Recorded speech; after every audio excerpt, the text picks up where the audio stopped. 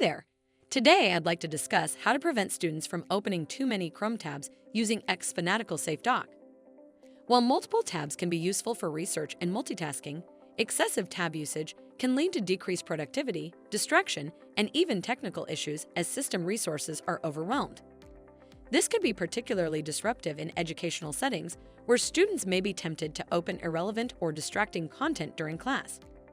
By limiting the number of open Chrome tabs, educators can help students stay on task and prioritize relevant material. That's where xFanatical Safe Dock comes for the rescue.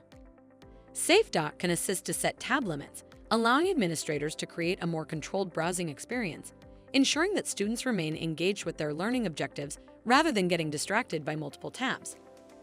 Setting it up is a breeze. Go to Chrome Web Store page, search for Safe Dock, then click Add to Chrome to add this extension.